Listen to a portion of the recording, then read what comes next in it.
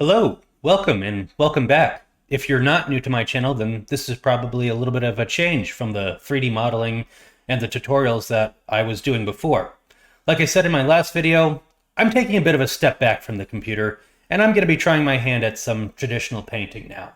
And what better way to start than to completely steal and rip off someone else's techniques and workflow so that I mean, today's artwork is highly inspired by an artist that I greatly admire, and that is Adrian Smith, who is a classic Warhammer artist, but moreover, he is an amazing artist who shares absolutely incredible illustrations and pictures of his chihuahua.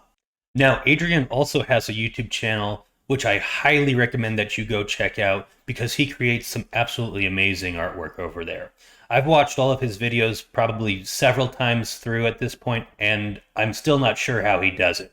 But I'm going to give it a shot.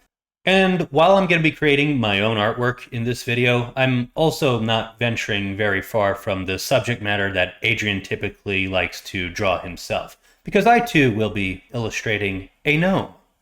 And to go about this, I'm going to be using some similar tools as well. Okay, well, I'm going to stop rambling and start drawing.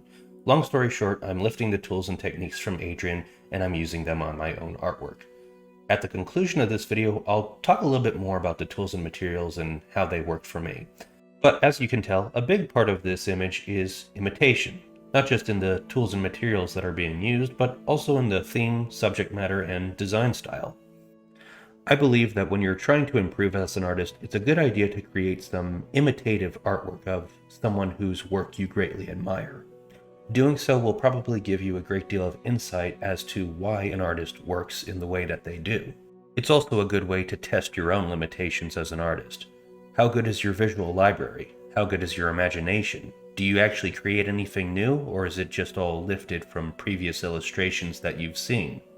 It's also a good way to see just how far your hard skills such as drawing and painting have come, and where they fall short of the work that you admire. It's not a study in which I'm trying to create a one-to-one recreation. There's a whole slew of different reasons as to why you should probably be doing those as well.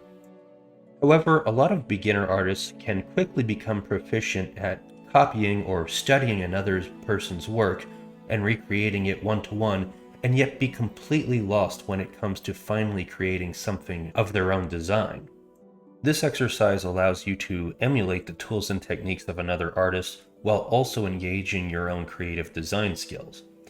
And you don't have to use the exact same tools that the artist you admire is using. In fact, I encourage you to try variations. Try different drawing implements, pens and pencils. Try different paints like watercolor, gouache, and acrylics. Doing so will give you a thorough understanding of the advantages and disadvantages to different tools, and it will help you explore and discover techniques that you might not have otherwise tried on your own. So with all that said, I encourage you to give it a try, challenge yourself creatively, and create some imitative artwork. I'm going to continue working on this piece for a while, so feel free to sit back and relax or check in at the end of the video when I show the final results and talk a little bit about the process.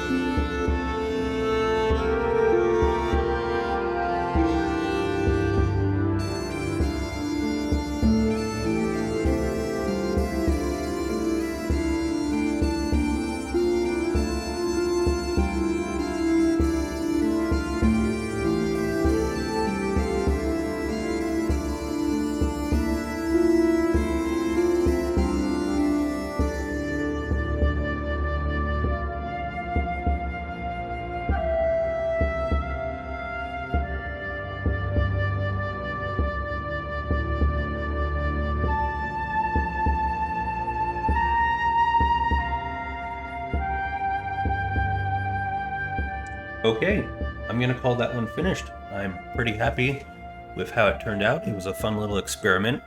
Like I said, the tools that I was using, I started the drawing just using some mechanical pencils. The first one had a blue erasable pencil lead, and that was just so that I could do the underdrawing and set up sort of the bones of the illustration. As you can see, that one didn't show up very well on the video, and it doesn't show up very much in the final illustration either. That's kind of the point. But after that, I went in and did a much tighter drawing using the second pencil, which has a graphite. This one has a 2B hardness graphite in it.